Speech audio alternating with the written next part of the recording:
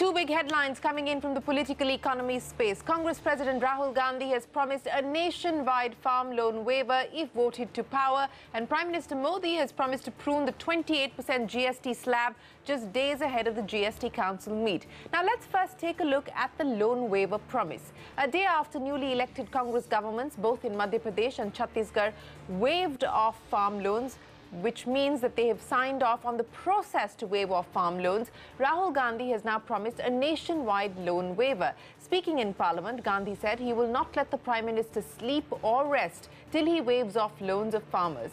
In just the last couple of years, 7 states have announced large-scale farm loan waivers to the tune of over 2 lakh crore rupees. Before we get into the discussion and the debate on that, here's Rahul Gandhi's loan waiver pitch. मैं आपको यहाँ बताना चाहता हूँ कि Congress party और बाकी सब विपक्ष की पार्टी एक होकर नरेंद्र मोदी से कर्जा माफ करके ही दिखाएगी।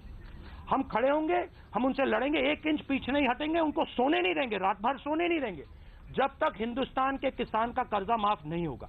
2019 का चुनाव सामने, आप तो कह रहे हैं मोदी सरकार करवा लेंगे, लेकिन अगर नहीं हो पाया तो क्या आपका ये प्रमुख वादा होगा कि आप लोकसभा चुनाव में भी 10 दिन के अंदर माफ करेंगे? देखिए, ये तो आप पता नहीं कैसा सवाल पूछ रहे हो।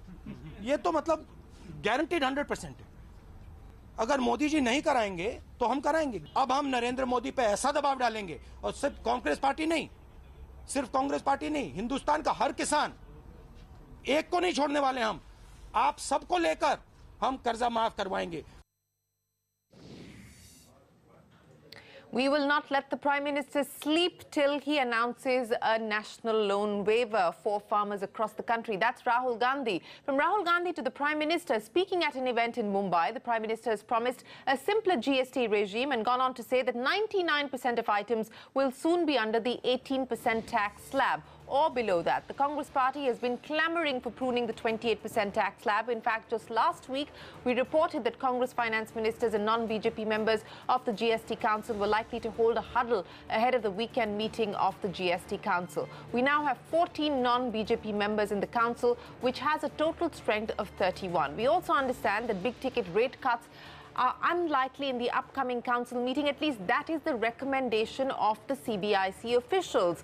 But remember, this is going to be a political call that will be taken on Saturday. That's the 22nd, when the GST council meets. Remember, centre and the states are both worried about the monthly GST revenue collections, which continue to be below the government's asking rate. In this fiscal, we've crossed the 1 lakh crore rupee mark only once in September. So the question now is there room for significant GST rate rationalization? Joining us now to discuss both the issues, the agrarian economy as well as what we should expect from the GST Council meet, Manpreet Singh Badal, Finance Minister of Punjab, Thomas Isaac, Finance Minister of Kerala. Gentlemen, appreciate you joining us here on the program. Mr. Badal, let me start by asking you, and I'll pick up on the simpler of the two issues, and that has to deal with the GST Council meeting on the 22nd. The agenda, I believe, has been circulated. We've heard from the Prime Minister today saying that 99% of the items will be in the 18% slab or below. Further pruning of the 28% bracket is warranted.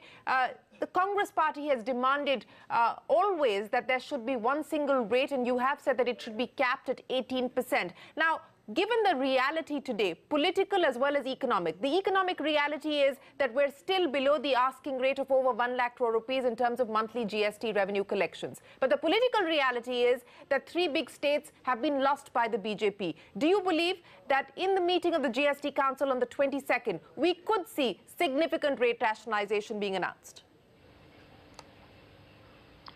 Well, Shereen, I want to start on a lighter note. You're probably looking at one of the most worried human beings in the Indian subcontinent, next only to Mr. Asad Umar, who is the finance minister of Pakistan, because he has to pay back $32 billion next year. But having said that, I must confess that the design of the GST, and Congress has been saying it ever since the first meeting in Srinagar, it's a bad design. And once GST is designed badly, it's very, very difficult to fix it.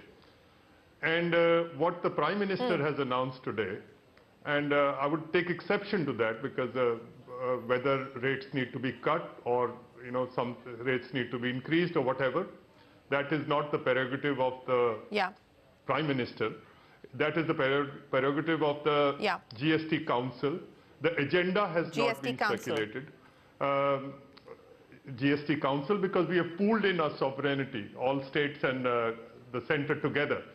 But I have seen in the last 1.5 years since GST has started in India, that I've seen it during the Gujarat elections, and I have seen it in other elections, and now I think the government is on in a election mode. So, but I personally feel that the GST Council should not be a forum of populist policies.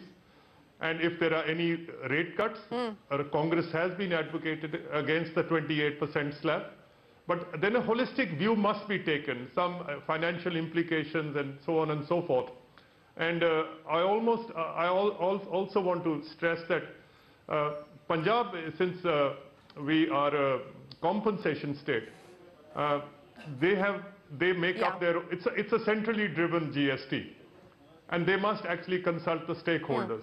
So if Punjab is a net compensation state, then Punjab must actually be part of the fitment committee. You know, they just announced that these are the states which are going to be in the fitment committee, and I feel that Madhya Pradesh or Chhattisgarh or Rajasthan, you know, they've announced, they're just going to tell us which states are in the fitment committee. That decision should have been taken by the council.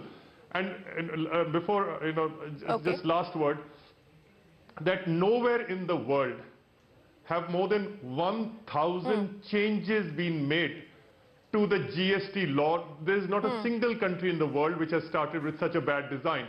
And that itself speaks how badly this whole system has been designed. And that's what you said, that is one of the reasons why we could never touch the 1 lakh crore mark, because there are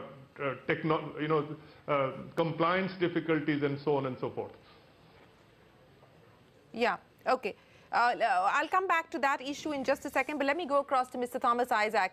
Mr. Isaac, Manpreet Badal saying that bad in design and hence the GST collections continue to be under the asking rate of 1 lakh crore rupees. Now, be that as it may, this is the GST that the country is dealing with at this point in time. Do you believe the time is right for further rate rationalization? And I don't mean tinkering. I mean moving cement out of the 28% slab down to 18%, for instance, which has been one of the big asks. In light of what you've heard from the Prime Minister today, do you believe that the GST Council, the centre, will push significant rationalization, if at all?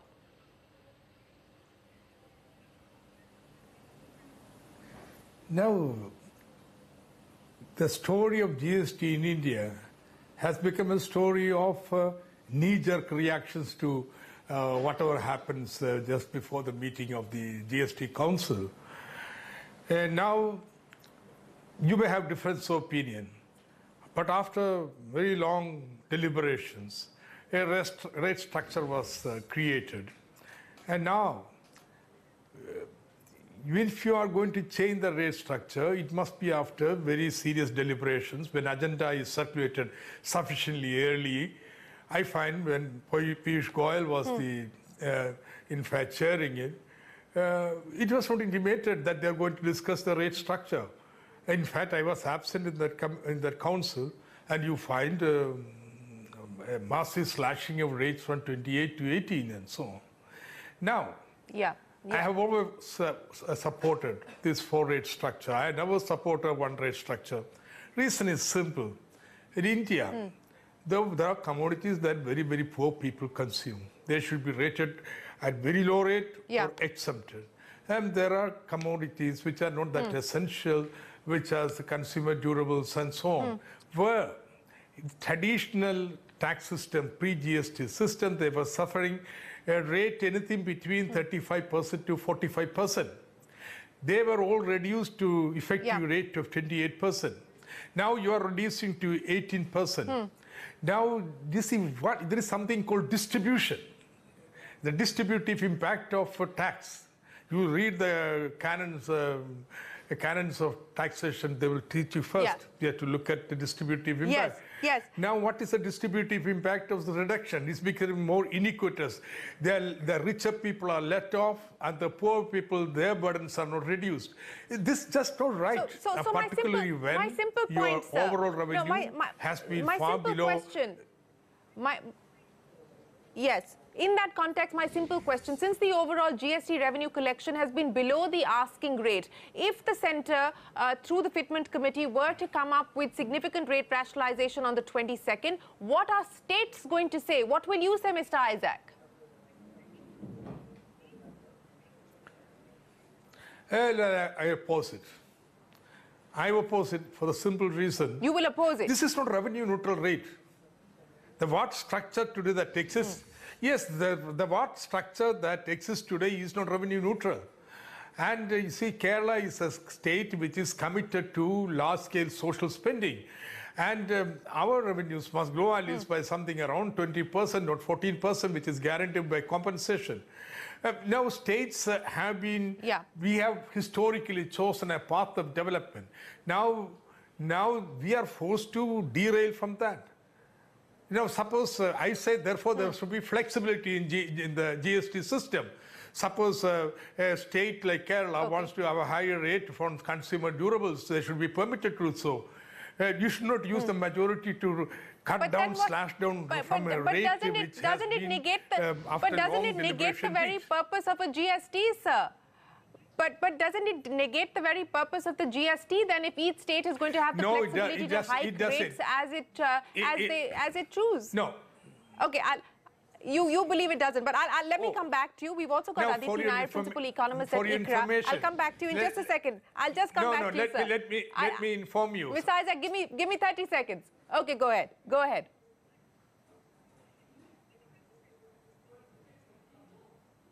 Okay. I must tell you, the time of empowered committee deliberations, which went on for about 6 years on GST, the general understanding was for the states, there would be a brand within which they could tweak the rates. It was a flexible system. In a complex country like India, with the regional so much diversities, it is important to have that federal flexibility. Now, after having reached an understanding about a revenue neutral rate, you are unilaterally reducing the rates and that to higher into the bracket, putting states which have been tuned to certain level of spending into serious problem. Therefore, it is not acceptable to me. No, it is not. If you want to reduce the rate, abolish the rate when the necessity is. Let it be free. Yeah. Okay, all right. Let me go across to Aditi Nair, principal economist at ICRA. Aditi, thanks very much for joining us. ICRA has put out a report flagging concerns on the shortfall as far as indirect tax collections are concerned and the implications for state governments. We've got a GST Council meeting coming up on the 22nd, Aditi, and while officials within the government seem to suggest that there is no elbow room for significant rate rationalization, the call from the Prime Minister is that the 28% bracket should be pruned even further. So now, states are grappling with what could be the implications of that for them. What are your key concerns, Aditi, and what are your expectations? Thanks, Shereen. The note that we put out today is actually highlighting the key risks that we see to the state's fiscal health in FY19. And the first one, as you mentioned, is the fact that in terms of central tax devolution, we do expect that there could be a significant shortfall to the states because of two major indirect taxes of the Government of India. One is the CGST collections, and the second is the cut and excise duty on fuels that was instituted for H2 of this fiscal. Now, interestingly, what we have observed is that in terms of the CGST and the SGST collections, first of all, the budget estimates made by the Government of India and all the states put together are rather different. So while Government of India has put in a budget estimate of CGST collections of 6 trillion for this fiscal, if you look at the data for all states put together, they actually budgeted a much more moderate 4.9 trillion. So firstly, there is this big difference in terms of the budget estimates.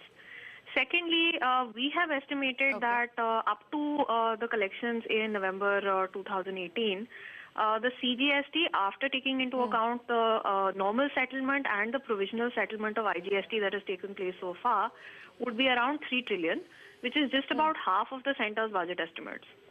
On the other hand, our forecast is that the states have been able to garner 3.4 trillion of SGST after the IGST settlement, which is closer to 70% of the 4.9 trillion that they budgeted. So the risk really is that CGST collections will fall short of Government of India's estimate, and therefore central tax devolution would also be lower. But on the SGST side, we see the situation being far more comfortable right now. Of course, if there are further GST rate cuts, then we'll have to assess whether that continues to be the case. Okay, so the key risk at this point in time is the central tax devolution that you foresee on account of the fact that we haven't seen the collections being coming in line with what the government estimated. But let me go back across to Mr. Badal. Mr. Badal, you know, we both, you as well as Mr. Isaac, seem to suggest that perhaps it would be more prudent to take a holistic picture as far as rate rationalization is concerned, and maybe this is not the time for significant tweaking on the GST rates. But, you know, Mr. Isaac brought up that meeting that was chaired by Mr. Piyush Goyal. Rate rationalization was not on the agenda, yet we saw a plethora of rate cuts coming in. Is that the expectation then on the 22nd, given what we have seen from both the Prime Minister as well as the Finance Minister today, specifically on rates, sir? Well, Shereen, I just wanted to just bring this also up, that if you look at last month's collection, I'm not sure, it's about 97,000 crores. And out of 97,000 crores, it's 7,000 would be refunds. So actually, you know, these figures actually inflated. So that brings it to 90,000 crores. And 8,000 crores would be compensation to the states. So you're left with 82,000 crores. And if you divide this equally between Government of India and all the state governments, so Government of India is left with 41,000 crores. This is even less than what Government of India was collecting 2 years back in 15-16. So this is worrying. You know, the number of people, the percentage of people filing returns, that has declined. So some fresh thinking needs to be done, and what my friend Dr. Thomas Isaac said, you can't just go in for knee-jerk reactions to every election. The elections are going to take place every 3-4 months. And this is one forum. You know, we have the Vidhan Sabhas, we have the Parliament where the political slugfest must continue. But in the GST Council, I think decisions have to be taken which are in the highest interest of India, and, you know, and hopefully within our lifetimes, and I hope I have another 10 years to live, India becomes a superpower. That's what we want to see India. You know, we just can't go on tinkering and bickering with a small petty politics. So as far as Punjab is concerned, since we are in compensation, if they want to cut... Yeah, go ahead. So, you know, I'm fine with, you know, that's what Congress has been saying, that, you know, we need to converge into, if not one ideally, but then at least a 2-rate structure. But also we need to ramp up the technology and, you know, put technology in place where, you know, people find it simpler to file taxes. I mean, you just look at the number of audits which are taking place. There is a departmental audit, CAG audit, there's a 9C audit, special audit, there's an eBay bill. I mean, the trade and industry is actually suffering because of this bad design. And so what in the Congress party we're thinking, because you can't fix it, we have to go in for a GST 2. That's what we're thinking. Okay. Okay. Mr. Isaac, what is this GST 2 going to be about? I am given to understand that non-BJP states are likely to go into a huddle, perhaps even ahead of the GST Council meeting on the 22nd. We heard Mr. Badal talk about the need for fresh thinking. What could this GST 2, what are the ideas that you bring to the table in terms of this GST 2?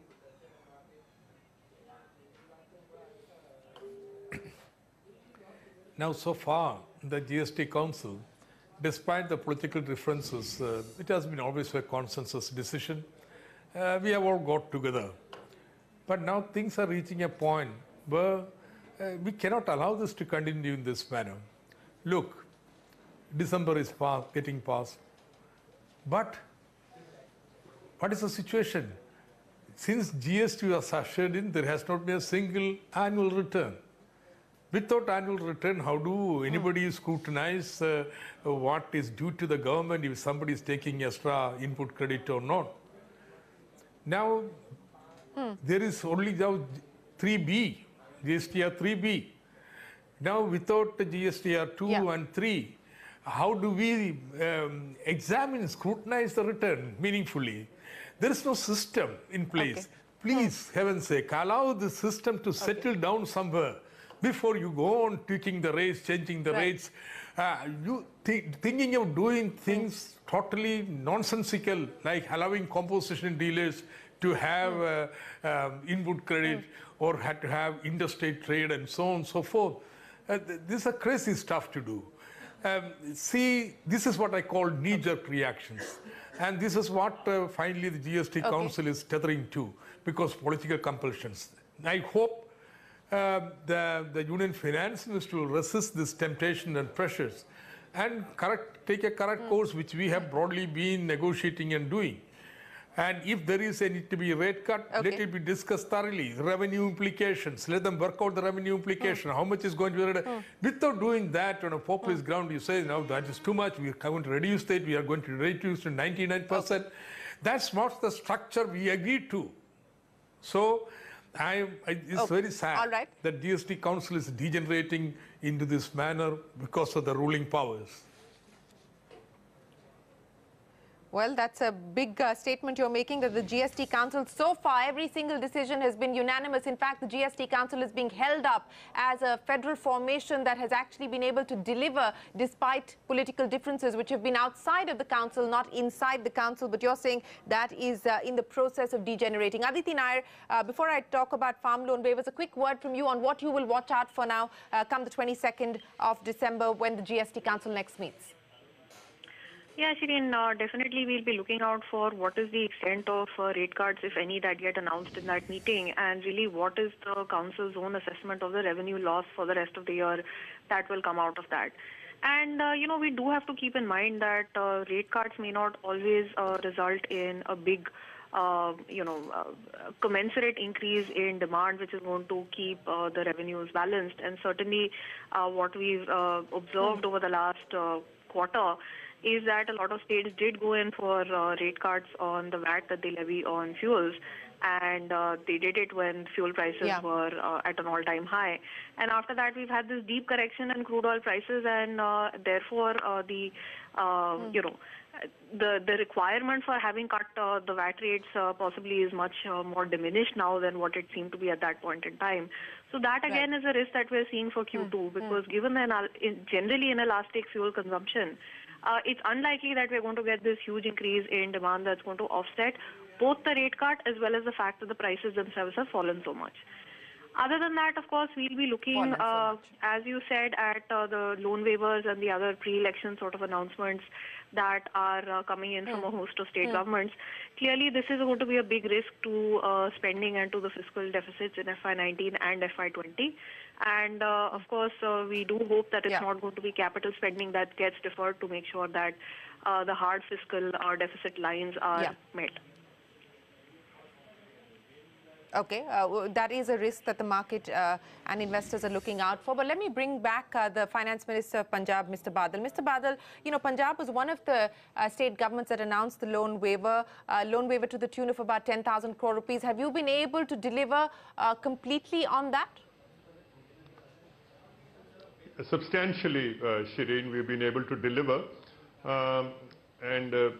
Like I was talking to you before this program, most people would think that agri loan waivers are actually a dole or a subsidy or populist. But in an agri powerhouse like Punjab, we consider this as capital investment. If the farmer is weak, if the farmer is not prosperous, then in a state like Punjab, we can never hope to move ahead.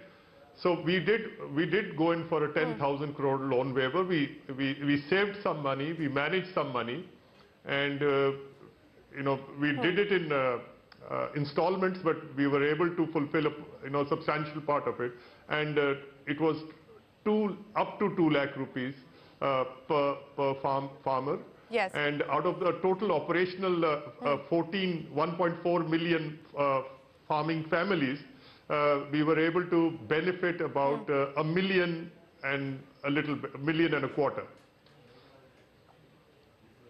Okay. All right. But, you know, your party president now, Mr. Badal, is calling for a nationwide farm loan waiver. What he has said today outside Parliament is that they will put pressure on the government to announce a nationwide farm loan waiver, which takes me back to what the Congress had done, the UPA had done in 2008 when the UPA announced a debt waiver as well as a relief package amounting to about 71,680 crores. You know, the loan waiver was to about 3.69 crore small and marginal farmers, and there was a one-time settlement of loans for another 0.6 crore other farmers who didn't fall in the small and marginal farmer category. Do you support a nationwide loan waiver? Well, Shereen, if you have ever been to a circus and you have these the performers who do acrobats, and on the ground they actually put out a net, that if by accident or by chance somebody slips, then instead of falling on the ground, then he should fall on the net. I feel that budgets and economy and government should not just be about numbers and figures. It should also be about real people. Yeah. And if the people of, yes, you know, I may be a very strong man, but if my eye is paining, I cannot hope to be healthy. Similarly, if a large section of your population is distressed, then how does India hope to move ahead? So in fact, I was the architect of the Punjab Manifesto. I was the one who wrote it, and we were the first, we were the pioneers. I'm not arguing. I'm not arguing about the need to address the distress that the agri-economy faces, that India's farmers face.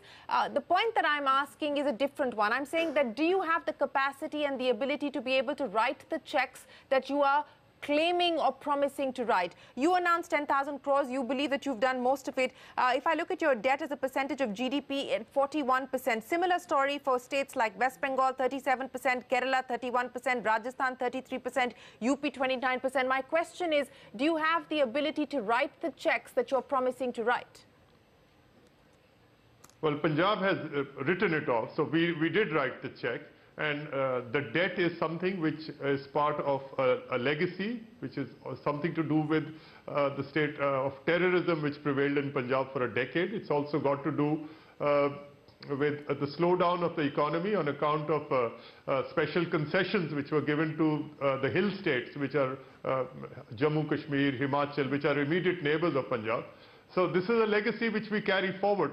But at the same time, as a government, we cannot afford to see the farmers of Punjab in distress. I'm not saying loan waiver is the only solution.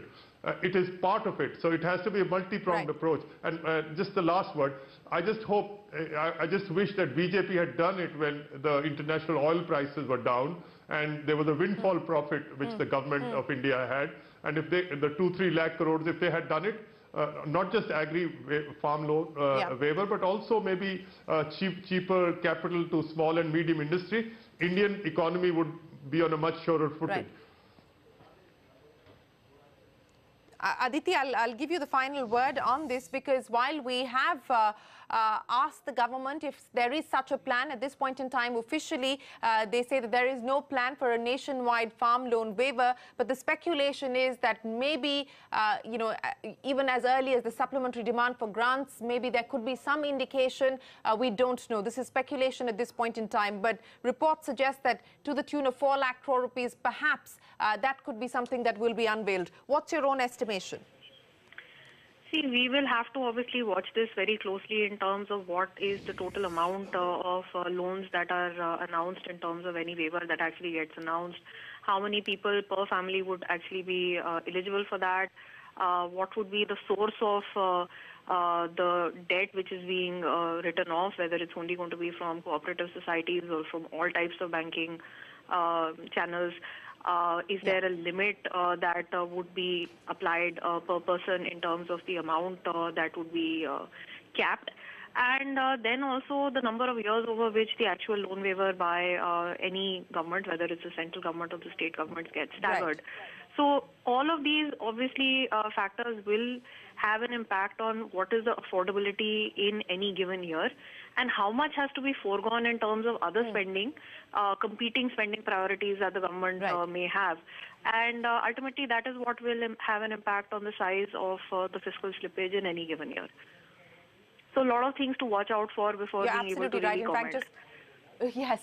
And as I point out, it is still speculation. It's a demand being made by the Congress party, by the Congress president, but the government says that there is no plan for a national farm loan waiver at this point in time. And if we go back to the waiver announced by the UPA in 2008, the debt waiver was to be done by the 30th of June of 2008 and the debt relief package by 30th of June 2010. So as Aditi was saying, it is staggered. But Mr. Badal, I'll give you the final word on the program now. What would be your single biggest concern, sir, as you look at both the economy as well as the political economy today?